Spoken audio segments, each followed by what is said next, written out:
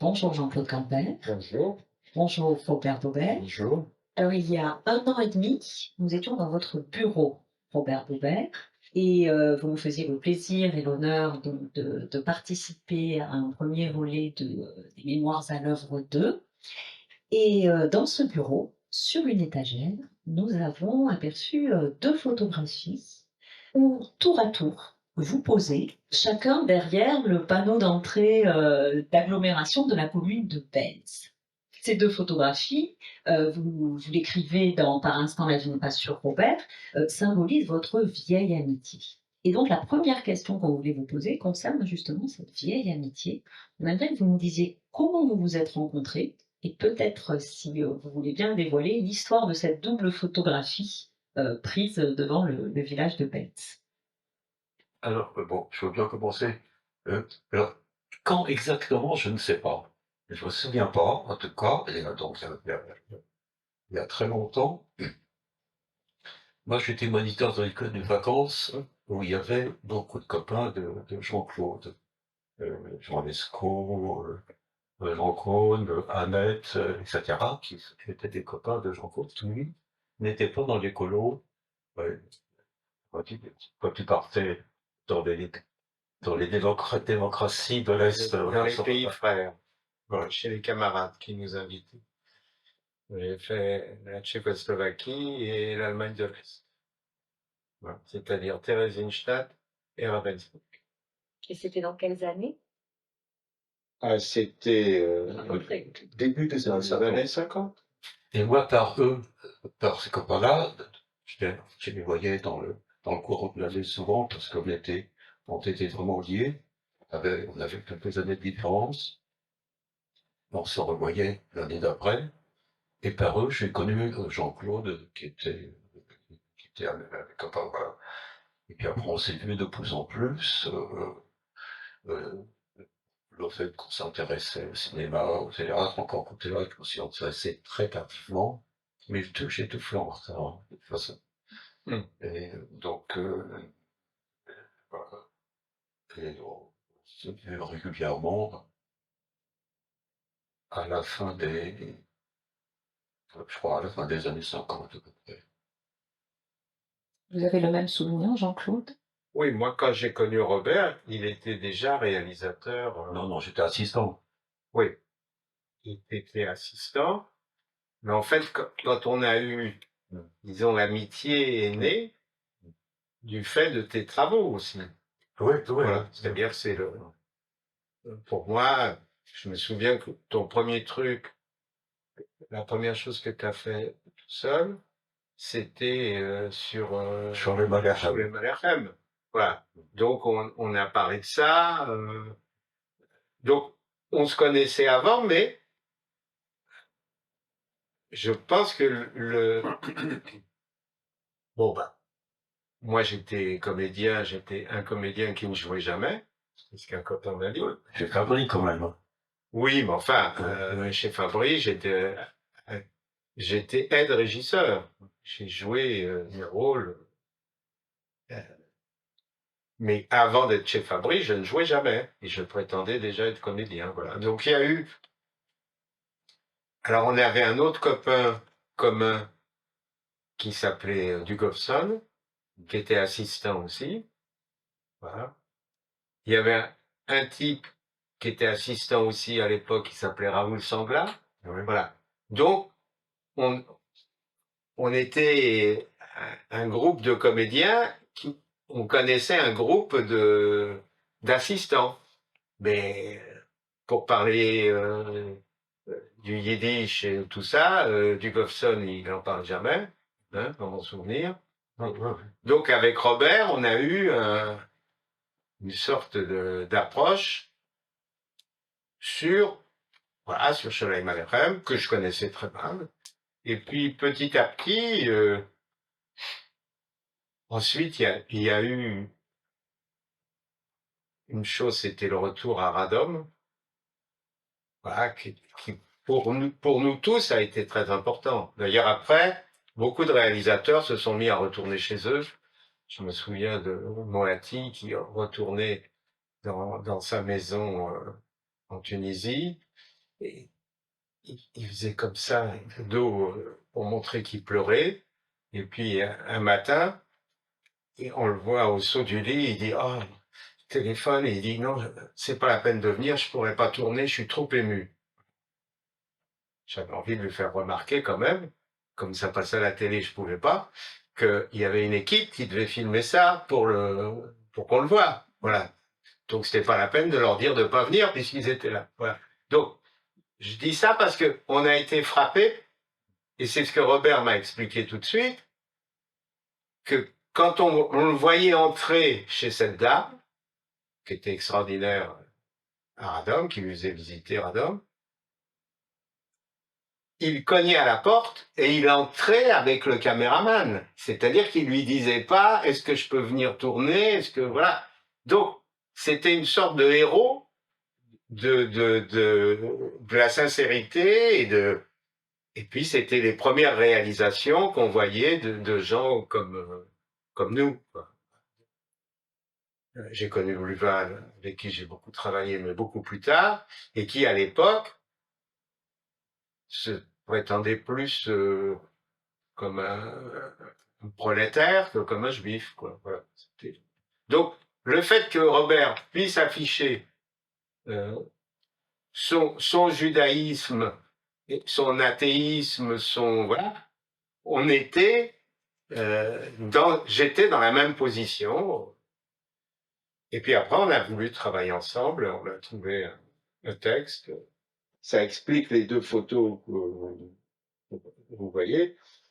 On a été faire du repérage, parce que En Bretagne. voilà, en Bretagne, parce que c'était un texte qui parlait du Tour de France. Voilà. C'était un texte. Les vies et cycles et accessoires de Jean-Richard Bloch, juif communiste, mais beaucoup plus communiste que juif. Ah non, là, son texte là. Attends, il y a quelques paragraphes que j'ai relus il y a quelques jours. Ah, où il est aujourd'hui. Il est dans le cliché antisémite. Oui, il est dans le cliché antisémite. Donc le cliché était si fort que même les écrivains juifs se servaient du cliché, comme les dessinateurs. C'est-à-dire qu'on faisait des gros nez et tout, bah dans la littérature c'était pareil. Et c'était un très beau texte de Jean-Richard Bloch. Il a eu le malheur, Jean-Richard Bloch, de terminer sa vie. Son dernier écrit, c'est une ode à Staline. Bah, bon, c'est pas tellement habile de sa part, mais il ne connaissait pas les chapitres suivants. Beaucoup se sont trompés à l'époque. Oui. Bon, enfin, on peut faire une petite parenthèse sur les Israélites. J'ai pensé quand tu parlais de Tristan Bernard qui a été là à Drancy et que Sacha Guitry a réussi à faire sortir de Drancy.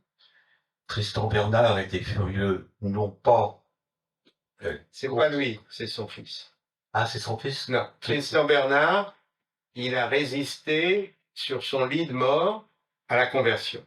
Voilà, toute la famille était convertie. Et son fils a écrit dans un de ses livres que ce qu'il a vécu de pire je pense qu'il avait fait Drancy ou Compiègne ou les deux.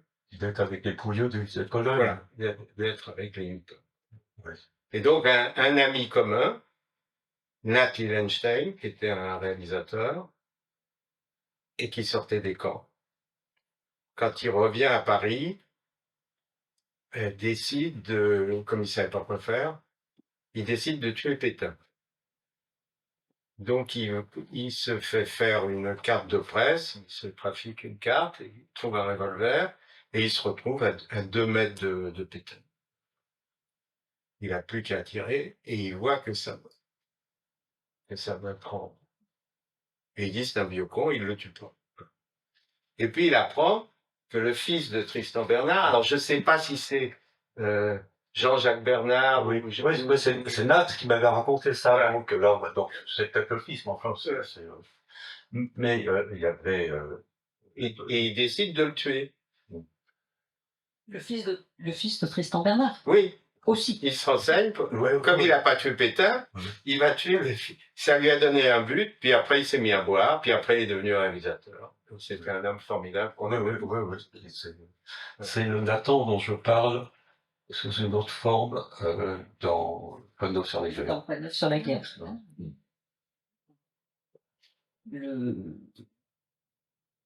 Le Nat. Nat, Oui, le Nat, oui, bien sûr. Oui. Et Nat a vécu à un moment donné avec Marceline Loridan, qui a eu, bon, bon, c'était pas le seul, c'était un personnage, Marceline. Et quand il est mort, quand Nat est mort, il est enterré au cimetière de Montparnasse. Et il y avait Marceline que je connaissais un petit peu. Elle était un peu paumée, malgré son caractère apparemment enjoué. On a été au, au bistrot ensemble pour parler. Et elle a dit on s'est séparés parce qu'on ne parlait que quand on n'en pouvait plus, on se détruisait à parler de ça. C'est à ce moment-là qu'elle a dit qu'il avait été au Sander, comment? Et puis donc, et ça s'est prolongé au café, et elle a voulu récupérer sa voiture, cette idiote, elle était rentrée dans le cimetière de Montparnasse avec sa voiture. Et quand elle a voulu la récupérer, le cimetière était fermé. Elle s'est affolée. C'est la première fois que je la vois. Je ne sais pas.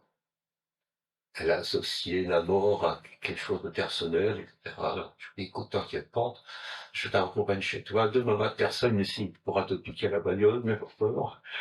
Et demain matin, aux premières heures, tu viens. Et c'est dire que voilà, un truc aussi bête que ça, une voiture abandonnée dans un cimetière, d'un seul coup, elle se remettait à tomber. Ce sont des moments qui peuvent paraître anodins et qui font ressurgir.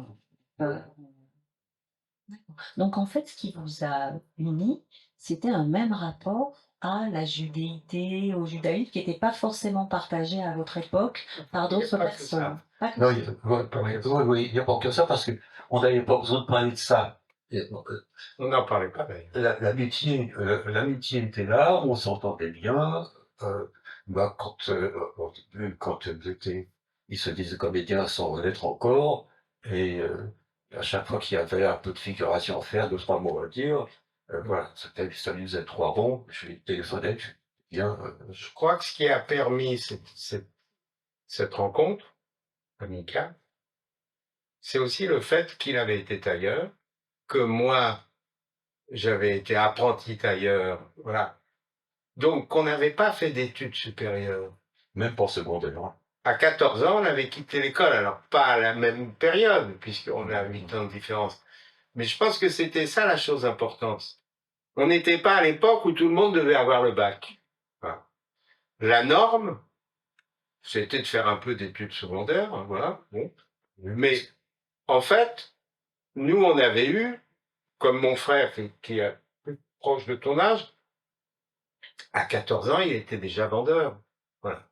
C'est-à-dire, après, il a essayé d'apprendre le métier de fourreur et tout. L'année où il a su, c'était les pattes d'Astrakhan. Le temps qu'il apprenne le métier, c'était passé de mode. Voilà. Donc, il est redevenu vendeur, ce qui était très bien pour lui. Mais moi, je sors de l'école à 14 ans, je suis apprenti le lendemain, et c'est pour ça que je vais chercher à faire du théâtre, non pas pour faire du théâtre, mais pour être avec des gens de mon âge. Parce que sinon, j'étais l'objet des blagues, des finisseuses,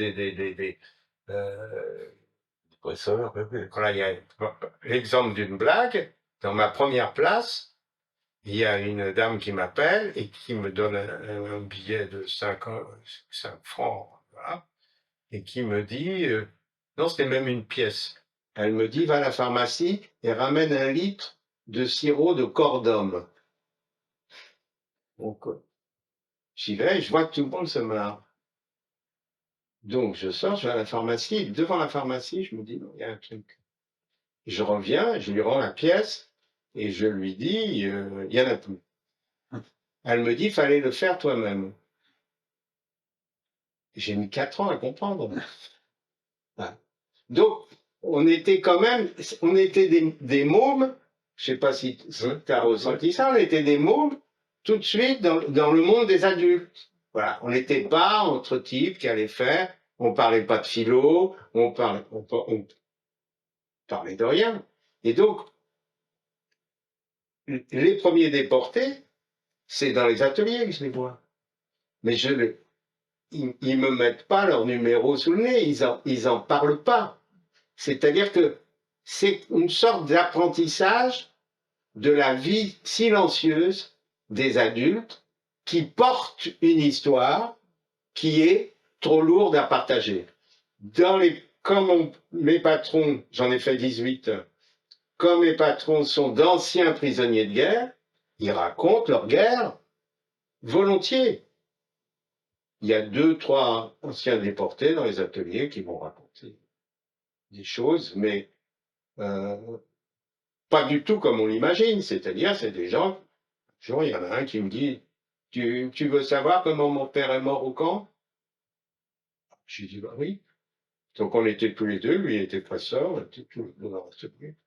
Et il dit, bah, les Boches étaient partis, mais il en restait encore un peu, donc ça tirait un petit peu. On était dans la baraque, et puis je le vois, alors je lui dis, eh, vieux con, qu'est-ce que tu fais? Il dit, je sors. Je lui dis, mais pourquoi tu sors? Pour voir. Il a fait 2 pas, il est tombé, voilà.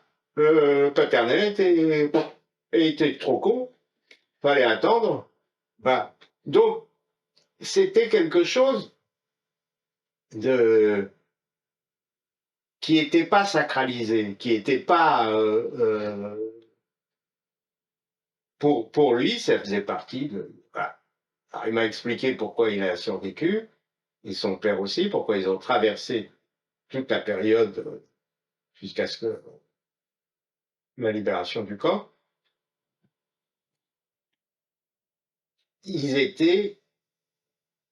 Lui, il était champion de France de gymnastique. Donc, il était en parfaite santé, parfait truc et tout. Et sinon, bien sûr, je serais mort. Voilà, bon. Mais, donc, on côtoyait ça. C'était nos études supérieures. Oui, là, il y a une éducation qui se fait au quotidien, à la fois par les Malgré moi. silences, dans des conversations imprévues, en Voilà. fait, anodines. Alors, il y a tout de même quelque chose qui nous différencie, c'est que moi, j'ai eu de la chance d'avoir mes parents. Ça change beaucoup. Et comme donc, aussi à 14 ans, il fallait que je travaille. Et contrairement à Jean-Claude, qui lui a eu La chance. il a voulu écrire, il a voulu lire tout de suite. Moi, je me disais, j'avais quelques copains étudiants, je me disais, ben oui, quand on étudie, c'est normal de lire Zola, Balzac, Stendhal, etc. Moi, je ne voyais pas pourquoi je le lirais, puisque je ne faisais pas d'études. Donc, j'ai passé des années à ne pas lire. Par contre, puisque je travaillais et que je croyais rester tailleur toute ma vie, j'avais pas d'autres ambitions, je suis devenu bon tailleur. Voilà. C'est un truc que j'ai plus en plus de Jean-Claude. Mais il n'est pas jaloux. Non, moi, ce qui m'a sauvé la vie, c'est la bibliothèque municipale. C'est-à-dire que même quand j'allais à l'école, les dernières années, j'avais fait faire, par accident, j'avais 3 cartes. C'est-à-dire, j'avais une carte pour la section enfantine, auquel j'avais droit. Mon frère, qui avait 4 ans de plus, avait déjà une carte d'adulte. Et ma mère, la pauvre qui ne savait ni lire ni écrire, je lui avais fait faire une carte. Et donc, j'avais 3 cartes. Tous les samedis, j'allais à la mairie du 10e, je prenais 9 bouquins. Et j'essayais de les lire. Donc, en fait, à l'école, je faisais aucun devoir et tout. Je lisais en marchant, je lisais en faisant la machine, je lisais tout le temps. Voilà. Sans conseil, Sans conseil. Et je pense que c'est une chose très, très importante. C'est-à-dire que je ne savais pas si c'était un chef-d'œuvre. Voilà. Je me souviens qu'un jour, j'ai vu, il y avait plein de Zola. Zola, ça me paraissait un nom, un Z et tout. Mais il y avait les Vitoèques de Jalna. Bon, je lisais les Vitoèques de Jalna. Je lisais, et tous les livres étaient dans la section adulte, c'était une sorte de toile bordeaux avec une réserve noire et un titre et un nom d'auteur en doré. Voilà. Et il n'y avait que ça. Donc j'ai pris des livres sans, c'est-à-dire cette obligation de considérer que ce qu'on lit est un chef-d'œuvre. Bon, bah si ça me faisait chier, ça me faisait chier, quoi. Et j'ai lu.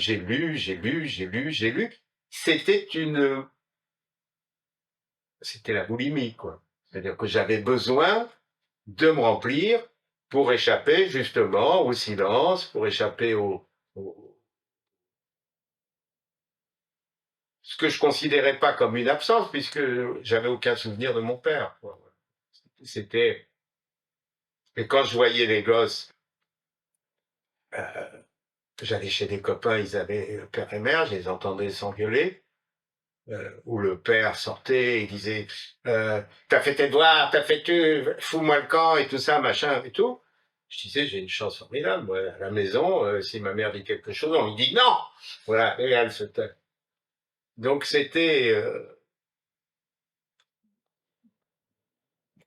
Comme dans votre dernier conte, hein, dans les derniers chapitres, l'apprenti tailleur enchaîne hein, comme cela les lectures. oui. C'est peut-être la partie la plus autobiographique de ce conte, non? Oui. Cette dernière page. Oui. Où il accède au plaisir du texte et à la fierté d'être ce qu'il est, du côté de l'intellect, finalement, et il accepte son identité. Ça s'est pas passé comme ça. Non, bah c'est un conte. Mais c'est un conte. Et à partir de... Il y a eu un moment dans votre amitié où vous avez échangé vos goûts en lecture ou bien en cinéma, vous êtes conseillé des coups de cœur. Je n'ai pas le souvenir de ça, simplement, je veux dire, on s'entendait bien, et puis, alors, oui, ça me revient là, j'ai fait un truc sur la petite ceinture, qui est un train qui passait, qui faisait le tour de Paris. Il y avait des millions de voyageurs par jour. Voilà, c'était plus que le métro. Et je citais Raymond Queneau. Voilà, c'était en 67, ça. Voilà. Et comme j'étais pas comédien, je savais pas lire, j'avais dit le texte. J'avais demandé à Jean-Claude de lire le texte. Alors, il était venu, il l'a lu. Et j'avais l'impression qu'il se foutait de ma gueule. Je lui ai dit, pourquoi tu me dis, on se Il a dit, Et en fait, c'est parce que je disais je, mais avec une autre voix. Et j'avais le et finalement, ça me gênait. Il le disait bien, mais comme je ne me retrouvais pas, je réenregistrais. Voilà. Donc on s'est vu beaucoup, puis il y a des films que je fais. Aucun souvenir de ça. Quoi? J'ai aucun souvenir de ça. Oui, mais il y a d'autres choses dont j'ai pas le souvenir non plus. Bon, bah, c'était mais en même temps, il y avait quelque chose. C'est vrai que le fait d'avoir été tailleur, ça, on ne parlait pas de ça, mais on le savait. C'était quelque chose qu'on avait, qu'on ne partageait pas forcément avec d'autres. Et moi, j'ai failli rester tailleur toute ma vie. Enfin, je crois. D'abord parce que j'étais bon tailleur. C'est même important. Et c'est lorsque j'ai fait, en 1951, ma première colonie de vacances en tant que moniteur, mais dans les colonies où j'étais enfant, la moitié des enfants qui étaient là dans mon groupe n'avaient plus leurs parents. Et c'est un premier mois, et je n'arrivais pas à quitter la colo. J'ai envoyé un mot à mon patron, j'ai dit, je reste un mois de plus. Et c'est à ce moment-là que je me suis dit, à la fin du 2 mois de colo, je vais devenir éducateur. Et voilà. Donc, quand je dis à ces enfants qui sont maintenant grands-parents, que je leur dois plus que eux me doivent, ils ne croient pas. Mais moi, voilà, je suis sincère, je ne sais pas. C'est pas par coquetterie que je dis ça. Voilà. Le rapport que j'ai eu avec ces enfants a été dominant.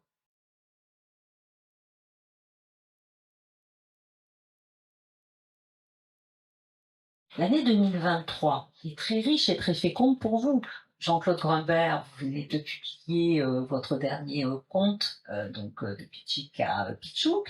Robert Baubert, votre prochain ouvrage va sortir début octobre 2023 également.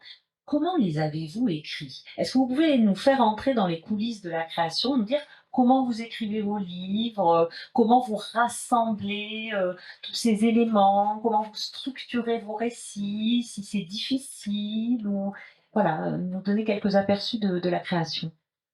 Chaque ouvrage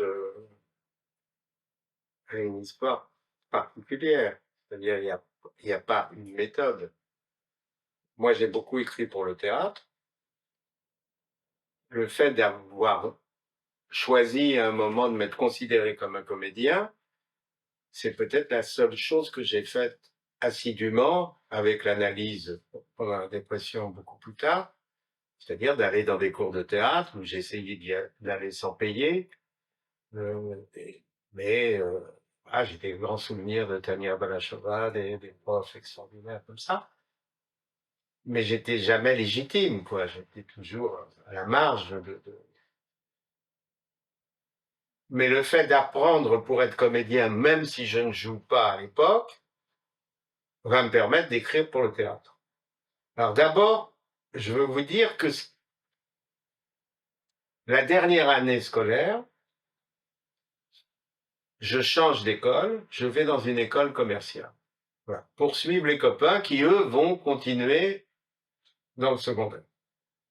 Donc, je suis là, je prends la décision de ne rien foutre et de lire. Mais il y avait un truc que je faisais avec attention, c'était les rédactions.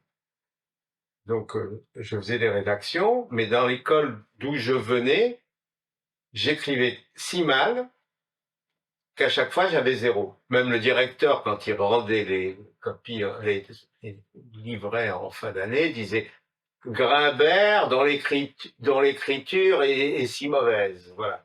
Et ma mère disait « né en 39 » parce qu'il précisait toujours qu'on était jeune. Ou voilà.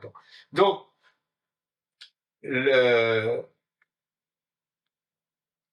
dans le cours commercial, quelqu'un nous dit le commerce, c'est bien écrire. Il faut être très lisible et tout. Et j'ai dû m'appliquer. J'écris un texte.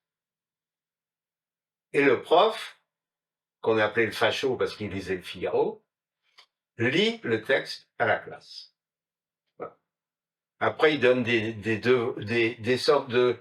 Il y avait 3 mots et il fallait faire une phrase. Alors, en général, les gosses mettaient 3 mots, un verbe et tout. Et moi, je faisais un chapitre. Voilà. Et alors, à chaque fois, il me disait, mais vous avez beaucoup travaillé, hein, vous avez beaucoup... Non, non, j'ai écrit ça comme ça, monsieur. Non, non, mais quand même, vous y avez pensé. Non, pas du tout, monsieur, j'ai écrit ça. Et il lisait le moindre texte, il le lisait. Bon. Bon, j'avais compris qu'il aimait des adjectifs, je mettais beaucoup d'adjectifs et tout ça. Et je prenais du plaisir, voilà, à faire ce truc. Et puis arrive la fin de l'année scolaire, donc il sait que je pars, j'abandonne les études, que je vais faire, il sait pas quoi, mais quelque chose d'autre, et je suis l'avant-dernier de la classe. Et il y a 2 livres, jusqu'au dernier, on avait des bouquets. Et ces 2 livres sont côte à côte, je prends, il y avait science-fiction et Madame Bovary. Bon, Madame Bovary, il n'était pas question que je prenne, j'avais tous mes copains qui allaient dire Donc je prends le bouquin de science-fiction. Il me donne un petit coup de règle et il me dit prends celui-là. Alors je lui dis bah non, je suis pas dernier, je choisis. Prends celui-là et essaye de faire pareil.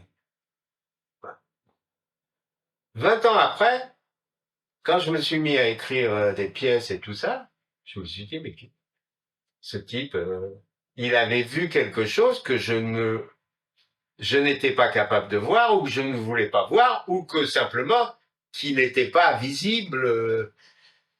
Donc, pendant des années, j'ai écrit au fil de la plume, sauf l'atelier, où j'ai eu beaucoup de mal, mais c'était lié au scrupule. C'est-à-dire ne pas caricaturer, ne pas ridiculiser. Alors j'écrivais très vite les scénettes, mais j'arrêtais pendant 6 mois et je me torturais. Est-ce que machin, est-ce que Léon, c'est pas trop caricatural, est-ce qu'il n'est pas trop si, voilà. Et donc tout ce que j'ai écrit au théâtre, pour le théâtre, à part l'atelier, je dis bien, aucune difficulté, que ce soit les pièces pour enfants, que ce soit, voilà, Marie des Grenouilles, j'ai écrit ça pendant, mon épouse et ma fille vont manifester entre les deux tours Chirac, Le Pen. Je dis, moi, je ne manifeste pas et tout, je vais écrire une pièce antifasciste pour enfants. Et donc, j'ai écrit Marie des Grenouilles, elles partent, quand elles reviennent, je leur lis la pièce, et je n'y touche plus. Donc, c'était un métier assez agréable, de passer 1 ou 2 heures par jour à écrire, et j'envoyais le bout. Quand je me suis mis à écrire, en fin de compte, Mon père inventaire, puis Pleurnichard, puis le conte La plus précieuse des marchandises, c'est une autre histoire. Voilà. Donc c'est pas du tout le même mode d'écriture, le même engagement, le même ça dure longtemps.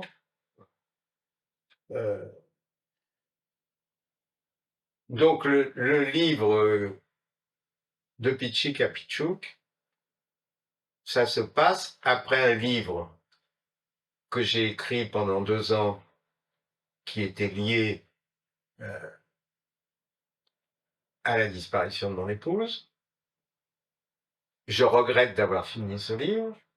Je regrette d'en avoir fait un livre. J'aurais aimé continuer à l'écrire. Et malgré moi, je continue à l'écrire. C'est-à-dire où que j'aille, quelle que soit la proposition, la pensée, que ce soit à table, que ce soit dans la rue, voilà, je suis avec elle et il me vient non pas des chapitres, mais disons que tant que j'écrivais, elle était présente. À partir du moment où c'est devenu un livre, elle est réellement absente et je regrette son absence. Et puis, il y avait Maurice Hollander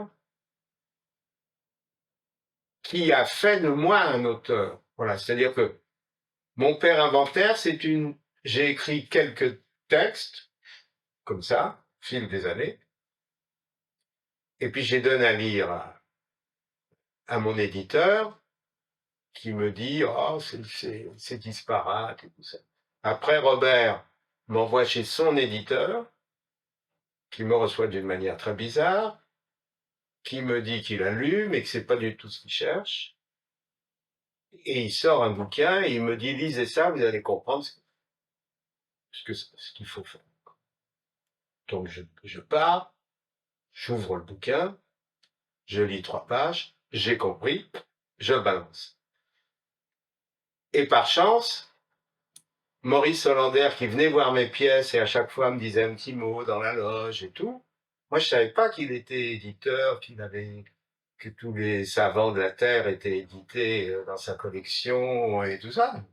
C'était un homme charmant qui s'intéressait à mon travail, j'étais très content de le rencontrer. C'est lui qui en fait de moi un auteur. Il sort Mon père inventaire dans la collection que je découvre extrêmement prestigieuse et tout, puisque beaucoup de gens commencent à me dire, est-ce que tu peux pas lui donner un texte à lire, est-ce que tu peux, voilà.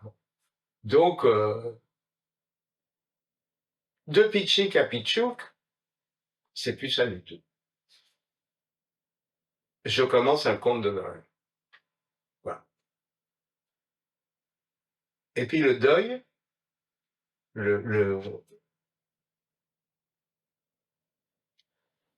oui, c'est-à-dire que je me retrouve coincé entre la mort de mon épouse et la mort de Maurice, qui arrive pendant la fin de l'écriture.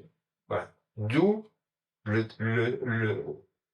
chapitre dont on parlait tout à l'heure, du tailleur et de l'apprenti, c'est le chapitre qu'il n'a pas lu et que j'ai écrit pour lui.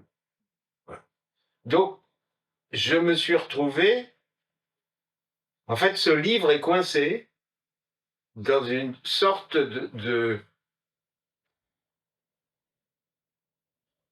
pas de désespoir, c'est pas comme ça, mais de vide, quoi, de blanc, et que j'essaye de meubler. Voilà. Et donc, ça donne cette impression que c'est la fin, et puis non, c'est pas la fin, et puis non, c'est pas la fin, et puis non, c'est pas la fin. C'est-à-dire, c'est comment finir, c'est le problème qu'on a tous, comment finir. Et maintenant, j'ai un autre problème, c'est comment commencer. Voilà. Ou comment recommencer. Donc, je pense que si Hollander était encore là, il m'aurait sorti de l'ornière, parce qu'on avait déjà parlé de 2 trucs dont j'ai les titres et tout. On se parlait plus qu'au téléphone parce qu'il était malade, mais quand je disais une phrase, il me disait tu notes la phrase, je la note aussi, voilà. Donc lui il notait, je notais, après on jetait les papiers, mais voilà, c'était quelqu'un qui, c'est pas qu'il expliquait comment il faut écrire, c'est pas qu'il disait pas il faut couper ça, il faut couper ci et tout ça, non, c'était tout ce que tu écris a de l'importance. C'est un peu comme le premier prof qui disait, même les 4 lignes, il demandait le silence à toute la classe, il lisait et tout. Voilà. Donc, il y avait d'un côté, c'est pas moi qui ai choisi d'écrire, alors je vais pas reprendre Boncassa, parce qu'en plus j'ai joué dans l'atelier et puis dans un livre, j'étais formidable comme acteur. J'étais d'ailleurs vexé quand on venait me dire la pièce est formidable et qu'on parlait pas de moi comme acteur. J'étais l'acteur. Donc quand j'ai eu des prix, j'étais étonné de pas avoir de prix de comédiens, mais il y en avait pas. Un jour, rue de Turenne, il y a très longtemps de ça, ça devait être après l'atelier. J'étais en dépression et mon toubib, parce qu'après l'atelier, j'ai eu une grosse dépression. Était lié, voilà, des tas de choses. Et je marche sur la rue de Turenne, et il y a un mec qui sort d'un magasin de confection pour hommes, qui m'attrape par le bras et qui me dit Jean-Claude, tu écris pour nous. Tu écris pour nous. Voilà. Et je regarde sa tête et je reconnais un gosse qui était avec moi en colo, je sais plus où. Voilà. C'est-à-dire, brusquement, j'ai senti une responsabilité, voilà, que j'imaginais pas avoir. Et c'est quelque chose c'est sans doute le plus grand, comment dire, l'éloge le plus important que j'ai subi dans ma vie. Voilà. Alors, j'ai fait une séance avec le réducteur de tête ou l'agrandisseur de tête. Et voilà, mais ça m'est revenu il y a quelque temps, cette idée que ça valait peut-être le coup d'écrire. Le fait d'avoir été bon tailleur, à la limite, je peux dire que c'est presque ce qui m'a empêché d'écrire. Et donc, t'as bien fait. Et je m'intéressais à la photographie, sans faire des photos moi-même, mais bon, au cinéma, comme je lisais, et petit à petit j'ai commencé à lire quand même de plus en plus, jamais autant que Jean-Claude, mais de plus en plus. C'est pour arriver au moment où je suis mis à écrire, je raconte ça. Et un des livres que j'écris, que je lis, c'est W ou Seigneur d'enfance de Perec. Et j'étais déjà prêt à partir en Pologne pour tourner ce film que tout le monde appelle Retour à Radom, mais qui s'appelle Réfugiés revenant d'Allemagne à patrie d'origine polonaise, qui était la mention qu'il y avait sur mes papiers d'identité. Et je me dis, vers ce petit 4, qui a écrit ça, il y a tas de trucs que j'avais envie de raconter qui sont là. Et puis, j'avais une amie monteuse Et je lui raconte ça, il dit, mais je connais Pérec parce que il vit avec une amie à moi, aussitôt, elle nous réunit. Et moi, je voulais lui parler sans arrêt de ce bouquin. Et lui, avant, il avait entendu dire que j'avais tourné en film en Pologne, il voulait me parler que de la Pologne. Bon, donc ça s'est très bien passé, voilà. Et l'amitié est née sur le coup. La première projection, février 76, il vient à la production, il me tombe dans les bras, là. Il ne pouvait plus parler, et il me dit, je te téléphone. Et puis bon, c'est lui, il a dit, il faut qu'on fasse un film ensemble. Donc, il a vu quelques films de moi. Moi, j'ai lu d'autres bouquins qu'il avait écrits. Et puis, est arrivée l'aventure du récit d'Elie Sandland. Je vais parler de ça. Et il a hésité. Alors, il me dit, bah, donne-moi 48 heures, parce qu'il voulait savoir comment lui pouvait rentrer dans cette histoire. Il m'appelle mon alliance. Donc, il y avait un écrivain qui a écrit un texte, sur lequel je n'ai pas du tout voulu intervenir. Donc, on a construit l'ensemble. Et puis, donc, il y avait un écrivain et un réalisateur. Puis, on va présenter le film à Bruxelles, et dans le train, j'adore le train. Donc, c'est formidable, comme ça. On peut parler de New York, pour le paysage, etc. Et, et je lui dis, j'ai une idée c'est bon, une idée de nouvelle. Et je vais pour lui raconter une boutique. Et attends, c'est toi, moi, je suis pas écrivain. Et il dit, si, les textes que tu écrit pour le film, c'est un très beau texte.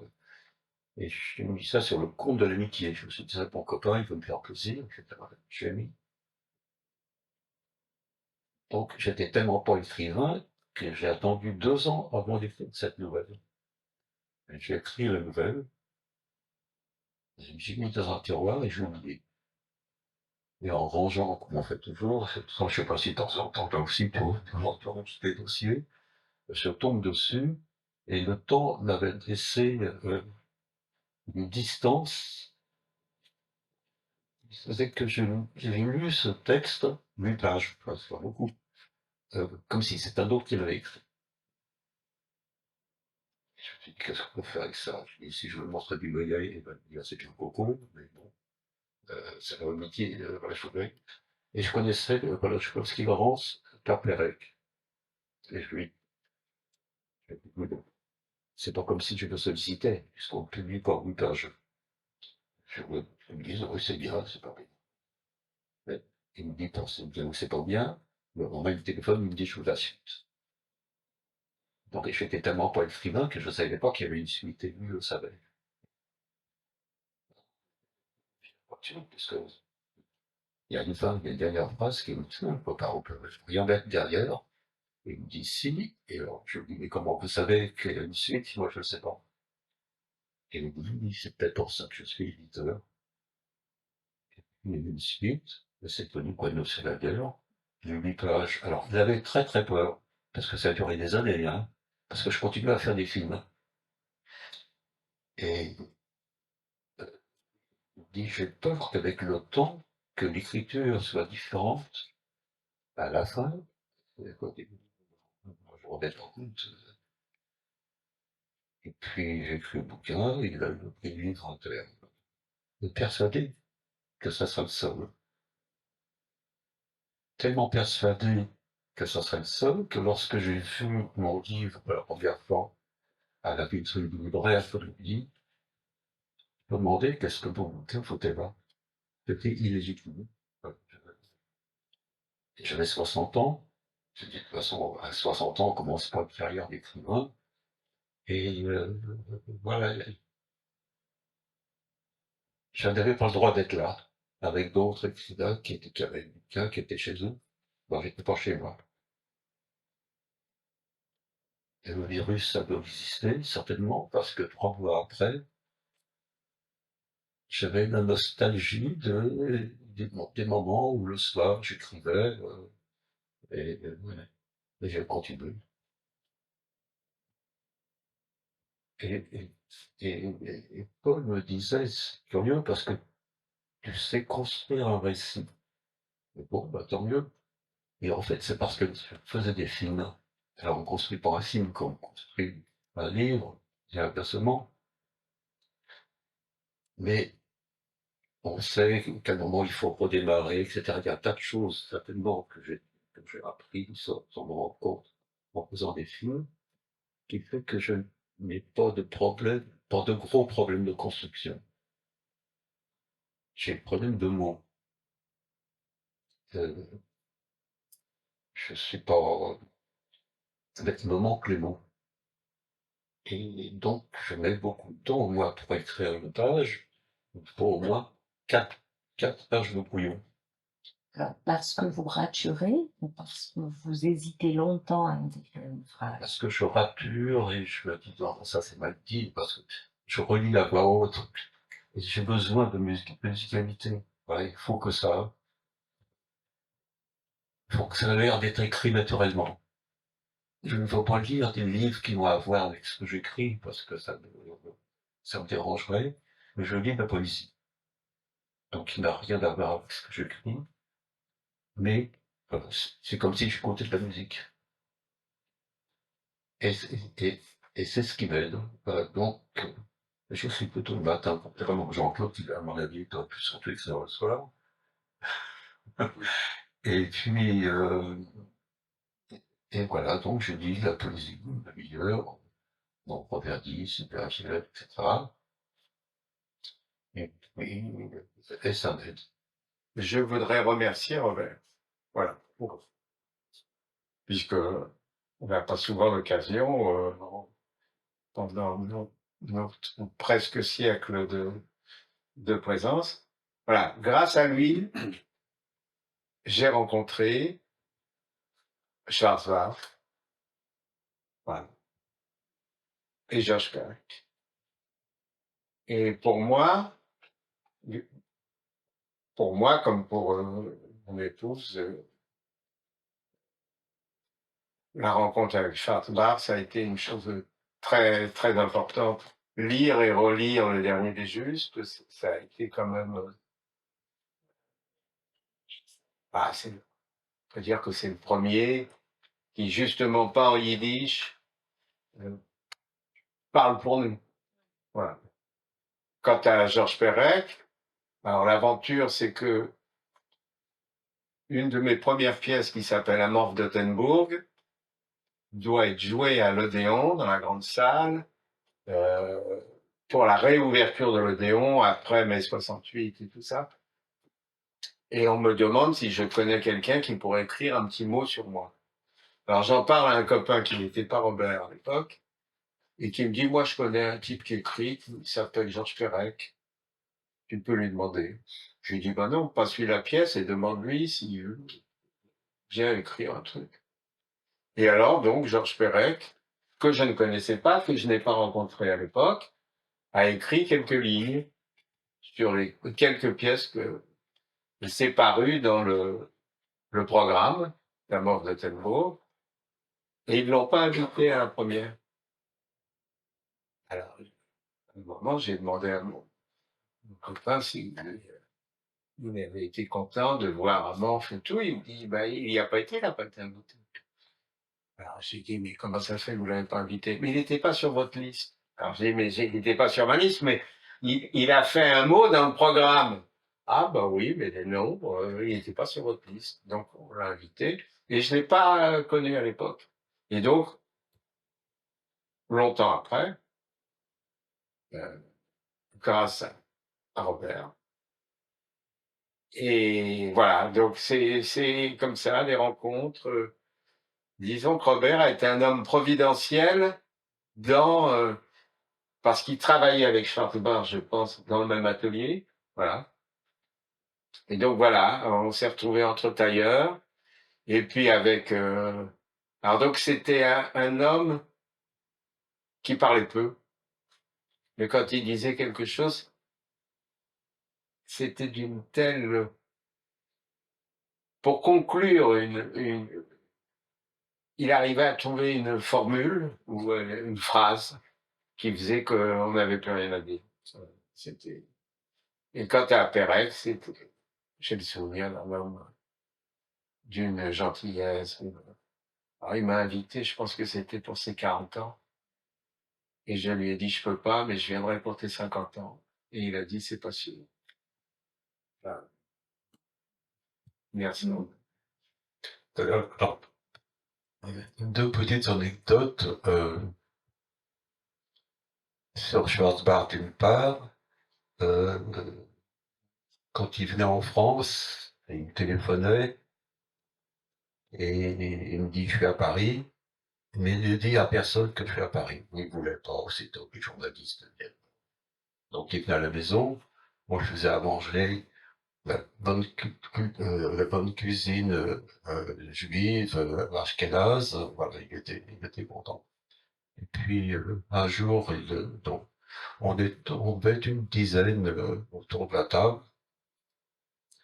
et mes enfants étaient là. Et Benjamin devait avoir, le plus jeune, devait avoir 10 ans à peu près.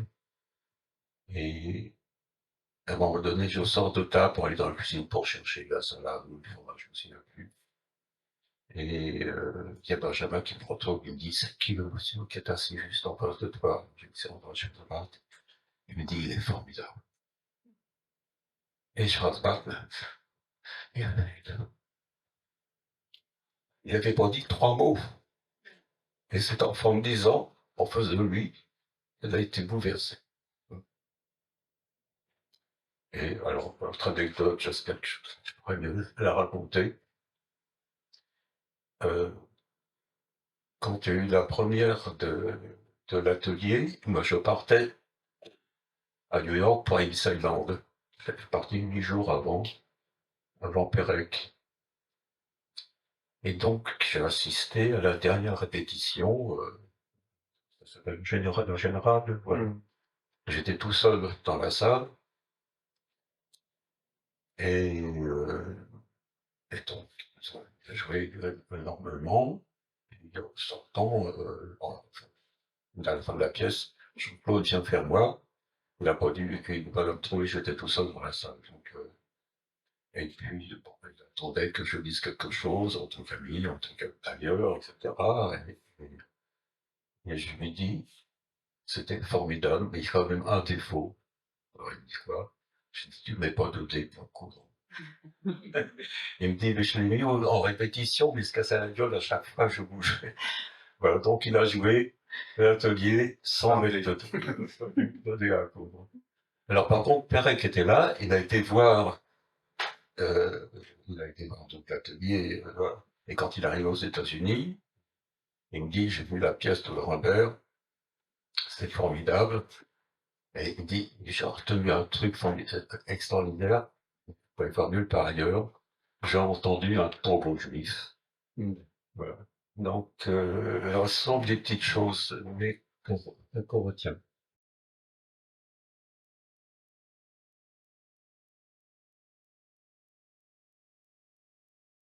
Un élément qui vous relie particulièrement tous les deux, Robert Baubert et Jean-Claude Grimbert, c'est la culture yiddish.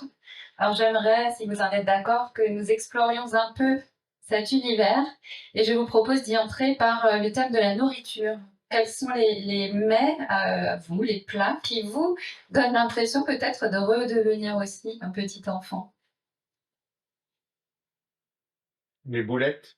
Eh oui, les Kneidler. Les Kneidler. Non.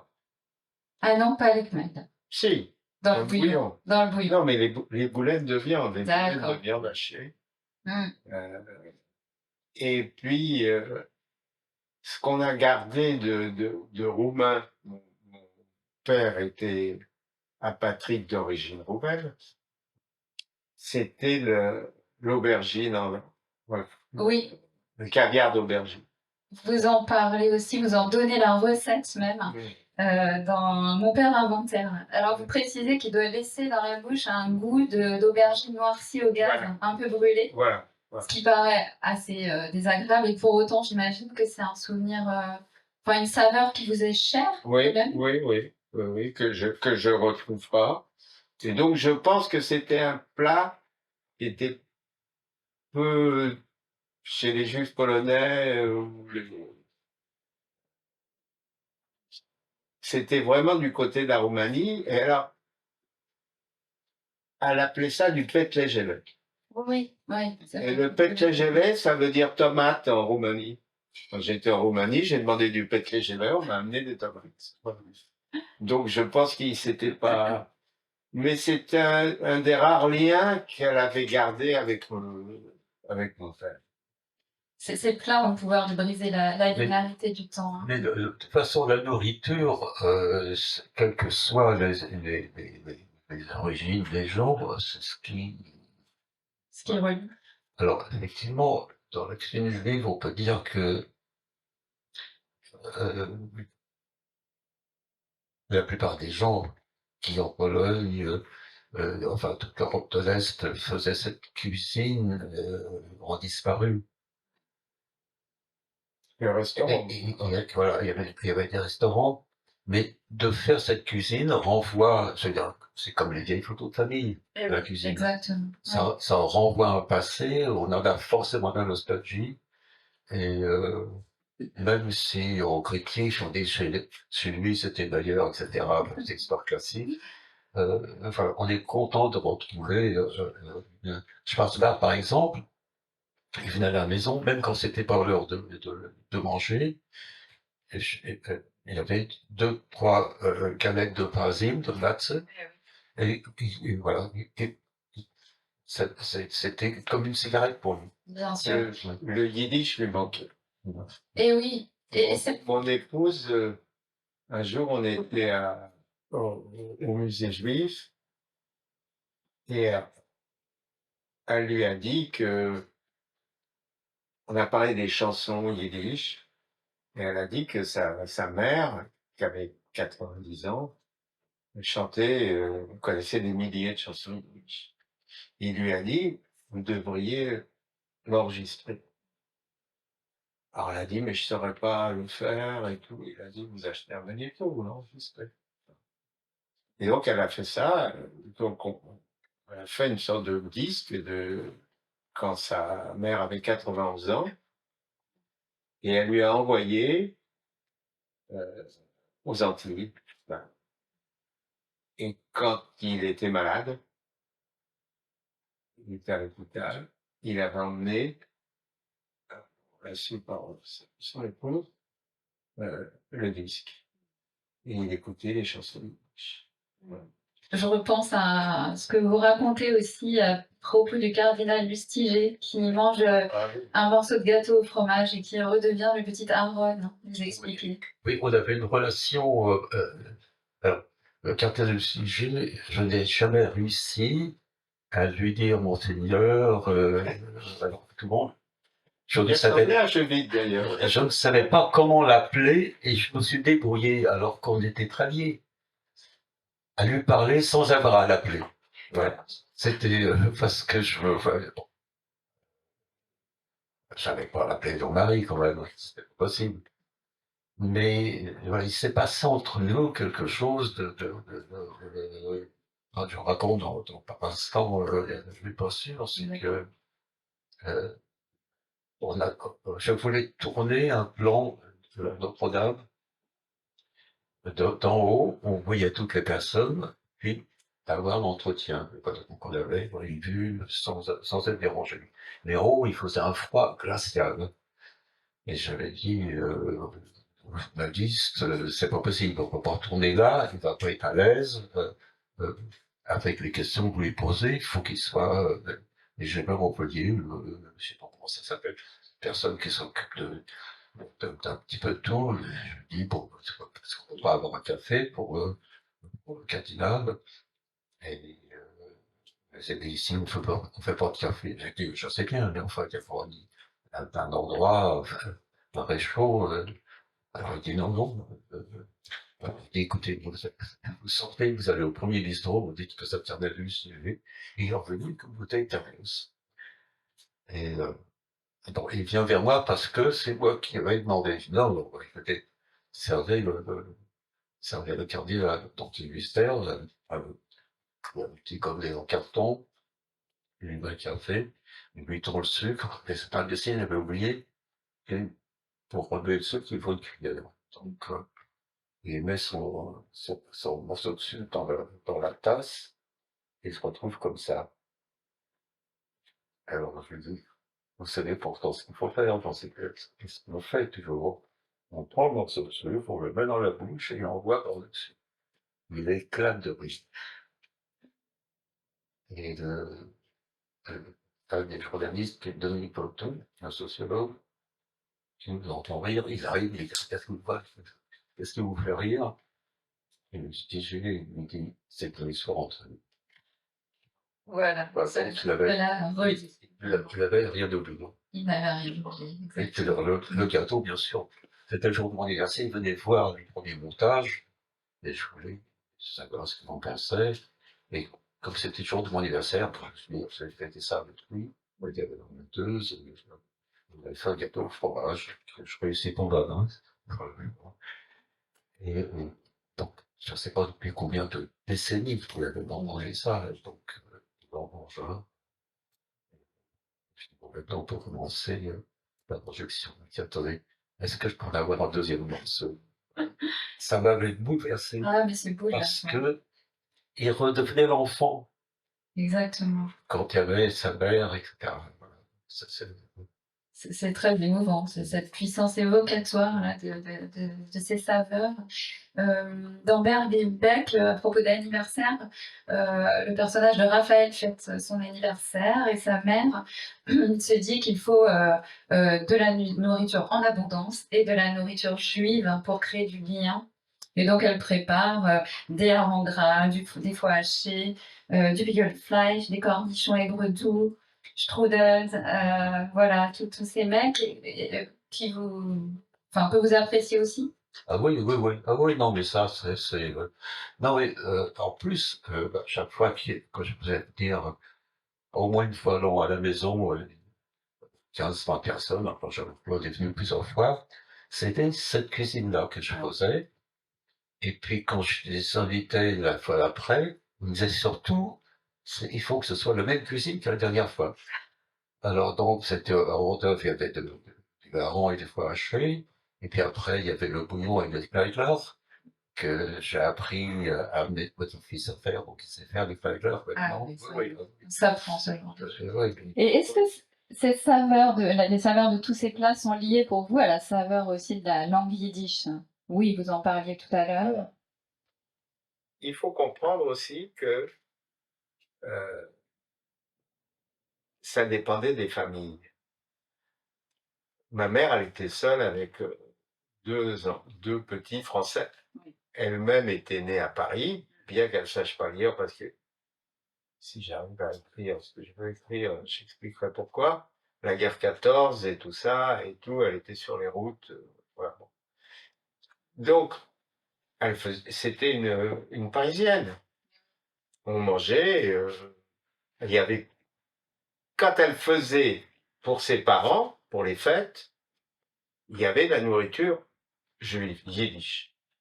Mais moi, j'aimais pas ça. Moi, j'étais je pensais pas, juif, pas juif et tout. On baignait là-dedans, mais bon, ce qu'on voulait, c'était des frites. On voulait, voilà. Donc, tout ça est difficile. Hein. Moi, mes grands-parents, qui parlaient yiddish, donc elle parlait yiddish avec son père essentiellement. Sa mère était sourde et ne parlait que yiddish. D'ailleurs, elle a eu une fin terrible parce que les hôpitaux, ce que les gens ont oublié, c'est que c'était mieux avant, mais avant, il y avait des salles pour les vieux. C'était pas des comme on appelle ça aujourd'hui, voilà, c'était des salles communes. Il y avait de 50 à 100 lits avec 50 à 100 pots de chambre. Donc, quand j'ai été voir ma grand-mère, j'ai eu l'image de ce que je pouvais imaginer des camps. Voilà, des mourants, tous qui geignaient, tous dans une salle commune. Donc, le rapport avec les vieux, et le yiddish, pour moi, c'était la langue des vieux. Voilà. Et je voulais pas savoir ce qu'il disait. De toute façon, il répétait toujours la même phrase. Il y avait quelques mots de français dedans, rue d'Oudeville, rue d'Hauteville, rue de Douville, on savait jamais dans quelle rue, voilà, c'était. Et c'est plus tard que l'attachement, et je pense que c'est aussi très lié au couple qu'on faisait avec Jacqueline, et que je vivais là dans une famille complète, de gens qui étaient arrivés beaucoup plus tard, qui étaient arrivés de Pologne, qui avaient eu la chance de ne pas être déportés, parce qu'en fait son père était prisonnier de guerre, c'est ce qui a sauvé quelques juifs. Et là, j'ai goûté la cuisine yiddish, mais dans une sorte de chose chaleureuse, voilà.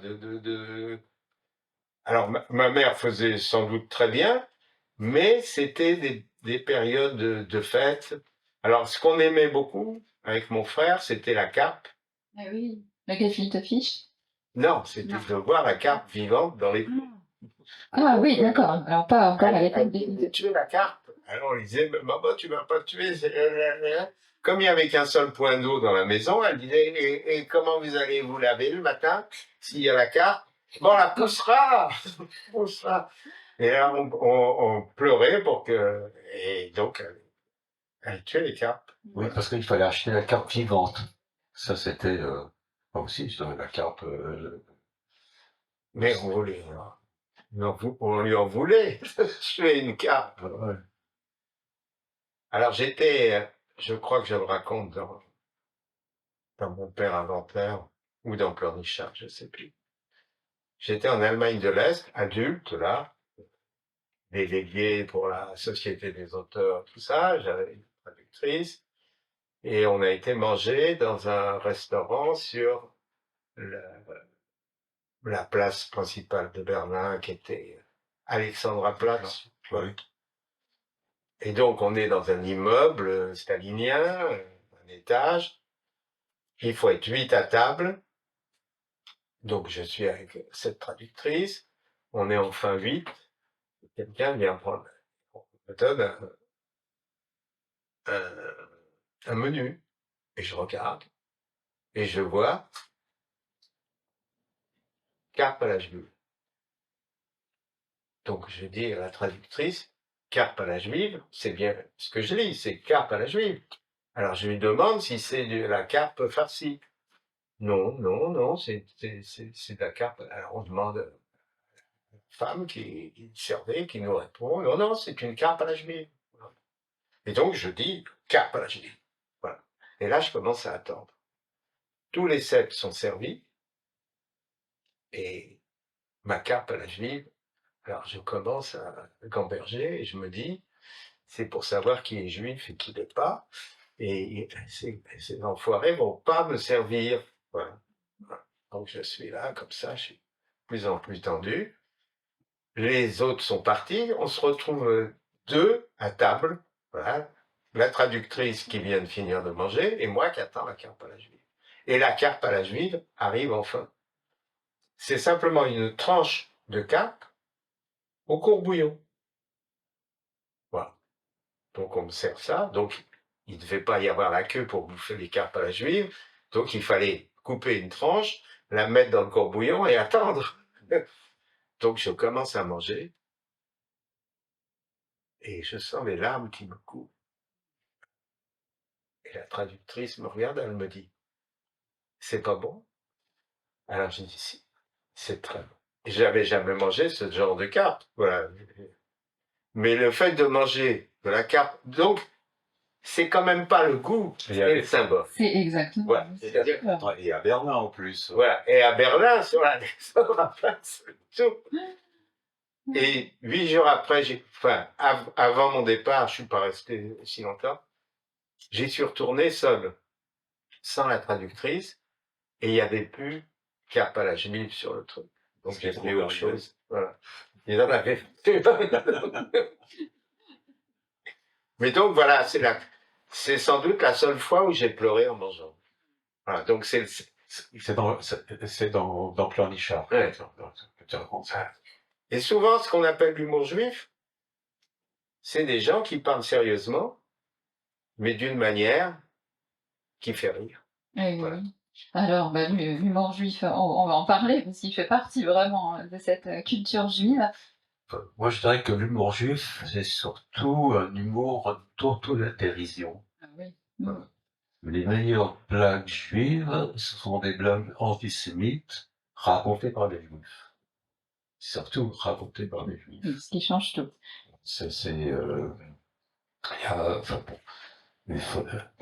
Un jour, je me suis dit, il faut que je m'amuse à faire la liste. Et c'est vrai que alors, on se moque de soi-même. Le fait de se moquer de soi-même interdit les autres.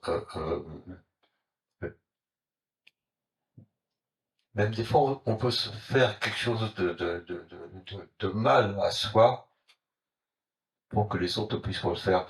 Dans un des premiers films de Woody Allen, Take the Money on Throne, prends l'oseille et tire-toi.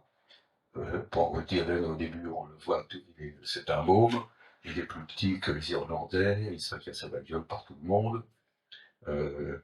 Il a des lunettes pour les Irlandais, et puis comme tout le monde dans le quartier fauche plus ou moins, donc il fait partie de la bande des types qui cherchent des coups à faire. Et il est tellement plus petit que les autres, plus malin, qu'on lui casse pas la gueule. Par contre, lui prend ses lunettes, on les sépare. Bon. Il se retrouve avec des lunettes écrasées, toute son enfance. Et une fois adulte, il va dans un café où il y a que quelques apprentis gangsters qui sont là, et il est assis dans un comme ça, et c'est lorsqu'on est assis à 4, puis 4 autres derrière, et puis il s'assied, puis il dit au type ne bougez pas, j'ai un coup à vous raconter. Et il raconte comment il y a eu. Ce qu'il ne sait pas, comme le type est derrière, c'est que le type vient de se lever, il y a un flic qui prend sa place. Et il le raconte. Il dit voilà, il faut arriver à telle heure, etc. Et il se retourne vers lui, et le mec se lève, il se rend compte que c'est un flic. Et il dit vous étiez là depuis le début, le flic dit ouais. On s'est lunettes. Et il les écrase. Voilà. Ce que j'ai fait.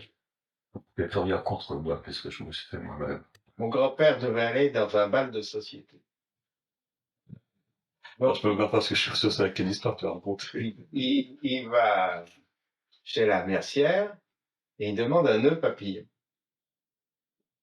Donc c'est y aller le vendredi soir ou le samedi soir, je sais plus. Et elle lui dit j'en ai pas, j'en aurai mardi. Il dit j'irai dans ces mardis. Voilà. Donc il dit exactement la vérité, quoi. Et c'est une manière. C'est pour ça que que nos livres et nos pièces sont très difficiles à traduire, parce que c'est pas le sens qui est drôle, c'est la formulation. Voilà. C'est-à-dire, c'est quand tu dis on a une langue. En fait, on écrit en français comme on parle en yiddish, sans connaître le yiddish. Moi, au moins, sans connaître le yiddish. Mais j'ai la musique, et c'est la musique qui fait rire ou pas. Oui, et c'est pourquoi, quand tu dis que tu ne sais pas parler yiddish, les juifs ne te croient pas. Oui. Parce que tu n'as pas besoin d'écrire en yiddish, puisque la manière, surtout dans les dialogues, comment tu les construis, et j'ai entendu dire à propos de toi et à propos de ce que j'écris, vous écrivez en français, mais on lit en yiddish. Oui. Donc c'est ce que j'avais mis sur Dreyfus. La première pièce écrite en yiddish par quelqu'un qui ne connaît pas le yiddish, qui s'exprime mal en français. Voilà. Donc c'est... Et puis on peut se permettre, dans le dernier ou le dernier livre de Yasmina Reza, elle parle d'un groupe qui va à Auschwitz, comme on y va maintenant. Et le village autour est très fleuri, les arbres, etc. Et elle a une phrase qu'elle seule peut dire, ou lui, ou moi, finalement, le juif est un bon engrais. Et alors, enfin, je crois qu'un antisémite ne dirait pas ça, n'aurait pas trouvé ça. Ou on n'aimerait pas qu'elle le dise. On devrait surtout pas qu'il le dise, il le regretterait, je crois. Mais voilà, mais ça on peut dire, quand je sais plus dans quel bouquin, je parle d'une grand-mère, je dis, comme chaque mot qui sortait de sa bouche portait une étoile jaune, on a décidé qu'elle serait muette. Voilà, c'est une manière on peut dire, et ces choses par habitude, ou je sais pas quoi, ça nous vient naturellement.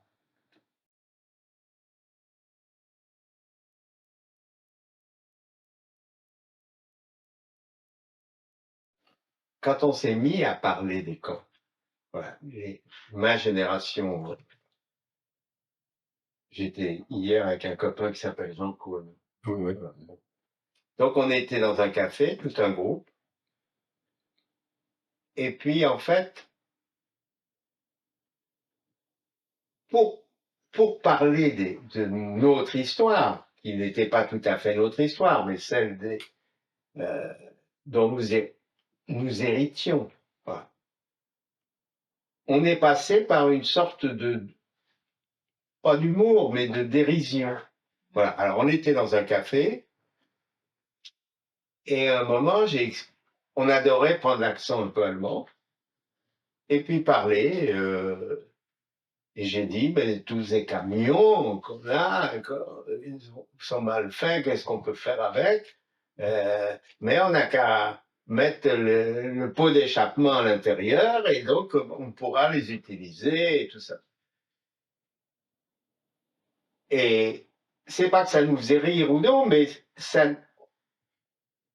je pense qu'on n'aurait jamais pu, moi j'aurais jamais pu en parler sans passer par cette étape-là. Oui. Mais dans ce café, il y avait un type qui était assis à côté. Il s'est levé, il n'a pas dit un mot, il s'est levé, il a remonté sa manche et il a mis son numéro sous nos yeux. On n'a plus jamais déconné. Voilà. Mais je pense que dans tout ce qu'on peut dire sur maintenant, les gens, en fait, ont l'impression qu'on ne parle de ça, ce qu'ils appellent la Shoah, ce qui ne s'appelait pas la Shoah. Hein. Ça n'avait pas de nom. Ça avait plusieurs noms. Et on était dans un monde où ça n'avait aucune importance, où ça n'était rien à côté de tout ce qu'ils avaient souffert. Louis-Ferdinand Céline, au Danemark, il faisait froid. Il avait froid, le pauvre. Et Lucette adorait à la fin de sa vie par le tout Paris, elle avait froid. Et Bébert, le chat, ils avaient froid. Mais nous, on était chauffés au gaz. Voilà. Donc, il y avait quelque chose d'inimaginable aujourd'hui, d'incompréhensible. Ça n'était rien. Et ça n'était tellement rien que ceux qui avaient la chance d'avoir une pension touchaient 3 fois moins que les survivants ou les familles des déportés résistants. Oui. C'est-à-dire qu'il y avait une hiérarchie de pension. Voilà. Donc, avec ce mot absurde pour parler de nos déportés, c'était devenu des déportés politiques. Si bien que les bébés de 28 jours qui ont été déportés, c'est des déportés politiques. Voilà. Donc, il y avait une sorte de négation et il fallait qu'on entre, nous. Enfin, en tout cas, ce que j'ai éprouvé moi, c'est le besoin d'entrer et de meubler ce silence par des obscénités, parce qu'on ne pouvait passer que par l'obscénité, parce que tout était obscène. Bien sûr.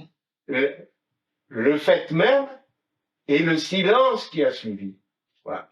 C'est-à-dire, le crime s'est passé dans l'indifférence générale, et puis l'écho du crime, ça a été le silence. Et maintenant, je pense que c'est à Schwarzbach que j'ai dit ça. À un moment, je me suis retrouvé à côté de lui au Veldiv, dans une des cérémonies du Veldiv, et il y avait un monde fou. Et les gens parlaient fort. Et j'ai dit, voilà. Je me souviens très bien, il y avait nous deux, il y avait Schwarzbach, il y avait Mathilde Fresco, Rachel Hertel, et je sais plus qui. Et c'est là où Benater a gagné, vous me faites honte. Et je lui ai dit, on voulait avoir un cimetière, on a un cimetière, on se plaignait qu'il n'y ait personne dans notre cimetière, et maintenant on se plaint qu'il fasse trop de bruit dans le cimetière. Il y a des gens qui peuvent me dire, toi tu gagnes ta vie. Ma mère m'a dit, la pauvre, elle m'a dit, dis donc tu me dois du pognon, toi. Alors j'ai dit, mais pourquoi tu dis ça, maman? Ben, tu gagnes ta vie en racontant la mienne. Voilà. Mais dernièrement, il y a quelqu'un qui m'a dit, qu'on lui avait dit sur moi, il y a très longtemps, que je faisais du pognon avec les camps. Voilà. Donc, on pouvait être accusé de tout, mais quoi qu'on fasse. C'est ce qui s'est passé pour Schwarzbach. En fin de compte, bon, avec un succès énorme, mais je pense que c'est très, très difficile et que maintenant, on est dans une période où ils peuvent raconter n'importe quoi sur les camps, ou sur l'occupation, ou sur... C'est-à-dire que vous lisez des trucs, ou vous voyez des pièces de théâtre, il n'y a plus aucune retenue. C'est-à-dire qu'ils écrivent, parce que c'est une période propre au... Voilà, c'est-à-dire que il y a un besoin, c'est ce que je disais à Costa Gavras quand on écrivait Amel, je lui ai dit, on ne fait pas un film. On ne fait pas un film. On ne peut pas faire du cinéma avec ça. Voilà. On raconte une histoire qui se passe là. Mais on ne fait... Voilà. Lui, il pensait à certaines scènes et tout. Et on a eu cette idée que il fallait se donner des limites. Alors, il y a l'histoire du travelling qui... Voilà, je sais.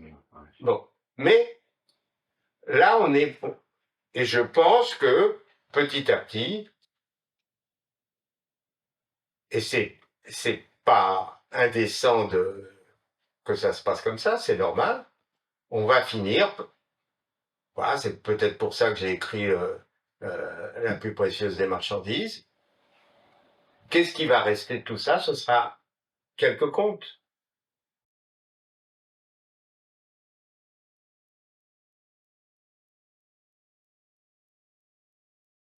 Outre les mots et les images, les objets peuvent être aussi des vecteurs de transmission très importants. Est-ce que vous avez, vous, hérité de votre passé, un ou des objets auxquels vous êtes particulièrement attachés, qui vous sont vraiment précieux? Et quels objets souhaiteriez-vous transmettre aussi peut-être à vos petits-enfants? J'ai un côté collectionneur. Je ne sais pas. Je commence, parce qu'il faut être raisonnable, à jeter des papiers en faisant très attention, mais pas trop à la fois, parce qu'après on regrette.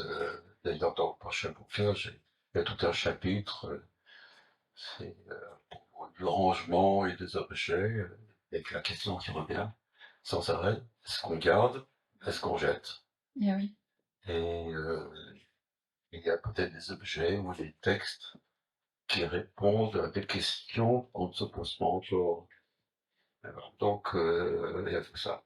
Et les objets, j'aime bien, j'ai des plumes, un paquet de plumes Sergent Major, par exemple. Tous ces objets, et surtout des photographies. Alors ça, c'est des photos de famille. J'ai fait beaucoup de travail, j'ai réussi à mettre un nom sur presque toutes les personnes, arrière-grands-parents, etc. C'est très important. Il n'y a rien de plus triste. Enfin, quand j'allais au marché aux puces et que je voyais sur le trottoir des albums de photos de famille, c'était implorer comment on peut se débarrasser de ça, alors qu'on sait que les enfants ne le savent pas encore, mais après on est content de trouver. Bien sûr. C'est une question que vous soulevez dans Jacqueline, l'idée que voilà, les photos restent, mais que deviendront-elles, hein? Il y a cette question, oui, de photos qu'elle n'a pas eu le temps de classer d'ailleurs. Mais bon, effectivement, elles sont précieuses. Puis les lettres, pour vous. Les lettres, comme toi aussi, on reçoit énormément de lettres. Et je reçois de lettres de gens qui je réponds et qui me répondent, et des lettres de personnes avec qui j'ai créé des liens d'amitié. Voilà, il se passe quelque chose. Il se trouve que j'ai habité avec une grande boutique qui est reproduite par Instant d'Alimentation, c'est la boutique de chaussures de mes parents. Et j'habite au 30 rue de Tocaille. Et il se trouve qu'au 31 rue de Tocaille, pour la première fois dans le quartier, il y a une librairie qui s'est ouverte. Elle s'appelle la librairie du désordre. Elle a pris le restant de la déportation. Et en exergue, il y a ce livre ne ressemble rien qu'à son propre désordre. Elle s'est dit, c'est incroyable cette histoire. Et puis elle continue, elle voit la photo de la boutique du 30 rue de Tocaille en plus. Fabrication de chaussures, piqûre de tige. Et elle décrit une lettre, elle me raconte tout ça, et elle me dit, mon grand-père était piqueur de tige, il vendait du cuir. Alors du coup, il était la voir, et puis il y avait sa mère, et puis elle me donne le nom de son grand-père, Chaim Sherman. Et il y a quelques jours, en rangeant des papiers, je trouve des papiers d'avant-guerre de mes parents, et je tombe sur quelques factures de quelqu'un qui fournissait le cuir à mon père, Chaim Sherman, c'était le grand-père de mon père. Et ça, c'est incroyable. Ça, c'est incroyable. Pour rien jeter.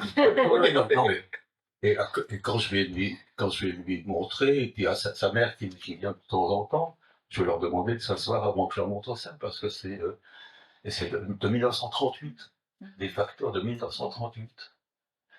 Et j'ai trouvé ça dans les papiers de mes parents, comme quoi il faut rien jeter. Moi, ce que j'ai de précieux à la maison, c'est les cailloux ramenés de toutes les îles grecques, des Antilles, de partout où on a été.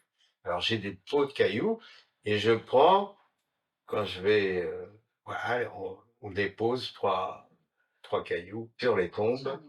Voilà, donc ça sert à ça. Mais et on retrouve cette idée de transmission, parce que quand on pose un caillou sur une tombe, c'est aussi pour signifier ce lien avec les disparus, le caillou, entre les disparus et les vivants. C'est la trace de l'autre passage. Oui. On est venu. Oui. Oui. Et on indique la force de cette filiation, de ce lien qui survit à la mort. Oui, mais je pense que ça, on n'a pas besoin. On vit ça. On vit ça. Alors les cailloux, oui, c'est un partage.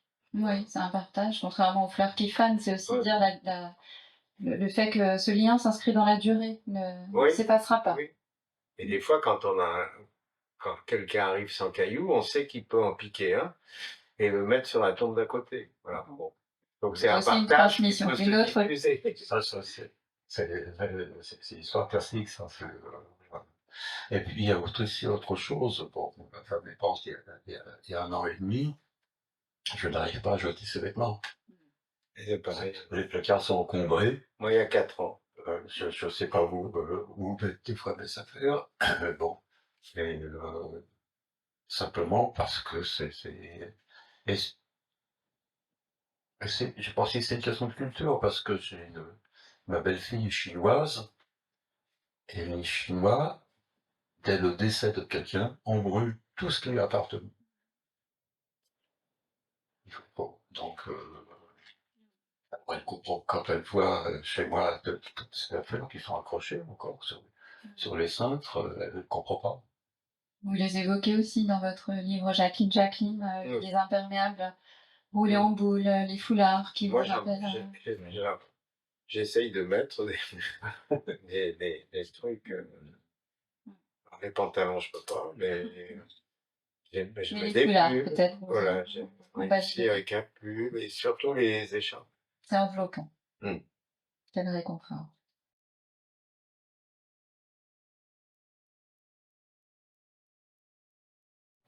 Savez-vous quoi, Reb Sholem Alechem? Nous voulons plutôt parler de quelque chose de gai.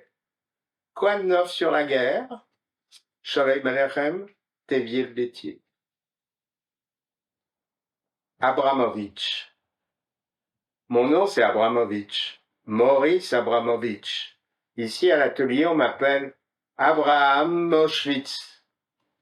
Au début, parce que ça nous faisait rire. Maintenant, c'est plutôt par habitude. C'est Léon le presseur qui avait trouvé ça. Pas tout de suite, il n'avait pas osé. Parce que tout de même, un ancien déporté, c'est d'abord un ancien déporté, même si c'est un bon mécanicien. Comme mécanicien, je ne crains personne. Surtout en rapidité. Quand je me suis présenté ici, en début de saison, on était 2 pour la place. C'est-à-dire que d'autres sont venus aussi avec le journal sous le bras, mais on était déjà à la machine. L'autre, il était jeune et fort, et à sa manière de regarder le modèle, j'ai vu tout de suite qu'il connaissait le métier. Pourtant, quand 40 minutes après je finissais de monter la 2e manche, il commençait seulement à placer le col. Lorsque j'ai accroché le manteau terminé sur le mannequin, il a relevé la tête en souriant et m'a dit que s'il avait su tout de suite que j'étais un greener, il n'aurait même pas cherché à faire la course. Le patron lui a payé sa pièce et il est parti chercher une autre place. Après, j'ai fait la connaissance avec l'atelier. Il y a 3 machines à coudre. Une pour moi, juste en face, une autre pour Charles, un mécanicien qui connaît le patron depuis avant la guerre, mais qui ne dit jamais un mot. Et la 3e pour le patron, mais il ne s'en sert pas souvent. Il coud les doublures et les modèles. Parfois, il fait encore un vêtement sur mesure, mais son travail à lui, c'est surtout la coupe. Toutes les semaines, après avoir livré chez Wasserman, il étale le tissu sur la table de coupe et place le patronage dessus le mieux possible pour économiser. C'est à ce moment-là qu'il chante des chansons qu'on n'entend pas à la radio. Il dit que c'est des chansons de music-hall et d'avant-guerre. Sa femme, Madame Léa, quand elle chante, c'est en yiddish. Mais tout ça, c'est pas très important parce qu'en saison, on fait tellement de bruit avec les machines qu'on n'entend jamais chanter. Et puis, elle n'est pas toujours là, Madame Léa. Elle a 2 enfants, Raphaël qui a 13 ans et sa petite sœur Betty. C'est une famille complète. Le samedi, on vient aussi travailler parce qu'on court tous après le travail. Mais ce jour-là, l'après-midi, Madame Léa vient avec du thé dans de grands verres et du gâteau qu'elle a fait elle-même. Charles, qui ne dit jamais rien, dit merci et boit son thé brûlant, à petites gorgées, et chaque fois avant de reprendre son travail, il essuie lentement ses lunettes. Madame Léa nous regarde, Charles et moi, comme des enfants. Quand on a fini, on dirait qu'elle soupire un peu, et puis elle ramène les verres à la cuisine. Le travail qu'on sort avec Charles suffit pour occuper 3 finisseuses. Ici en France, j'ai remarqué que les finisseuses sont rarement juives. C'est-à-dire que des fois, il y a une jeune qui est juive, mais elle finit par se marier avec un mécanicien, et ils deviennent patrons. À l'atelier, il y a une des finisseuses, Madame Paulette, qui est juive, mais elle est vieille. Elle veut faire goy quand elle parle et dit qu'elle a l'accent alsacien. Mais Léon, lui, m'a dit que son accent yiddish était presque aussi fort que le mien. Les 2 autres finisseuses s'appellent Jacqueline et André. André, on l'appelle Madame André parce qu'elle a été mariée et qu'elle a divorcé. C'est peut-être pour ça qu'elle est triste. C'est pas qu'elle est vraiment triste, mais elle ne rit jamais. C'est aussi vrai qu'en général, quand on rit à l'atelier, c'est parce qu'on a raconté une histoire en yiddish. Ma mère m'a raconté qu'à Svitlovitch, en Pologne, sa mère à elle lui disait toujours « Le yiddish est la plus belle des langues ». Et pourquoi lui demandait ma mère. Reisele lui répondait sa mère, c'est parce que dans le yiddish, on comprend chaque mot. Alors, il y a une partie qui n'est pas tout à fait de Jean-Claude Grabert, mais où il est fortement question de lui, et j'ai voulu choisir ce passage parce que c'est quelque chose qui nous lie l'un et l'autre. Alors, le 16 novembre 1982, pour une émission qui s'appelait Lire, c'est vivre, on a travaillé sur le livre Gog et Magog, qu'on avait donné à lire à plusieurs lecteurs, dont Jean-Claude Grabert. Alors voilà. Jean-Claude Grabert aussi a été un des lecteurs de Gog et Magog. Il avait tenu, avant de la commenter, à nous lire une page que Martin Buber avait intitulée « La femme au berceau ».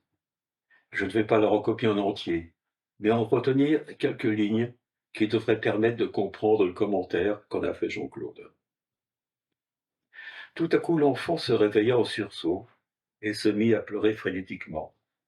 En vain, la mère essaya de le calmer par des jeux et des caresses.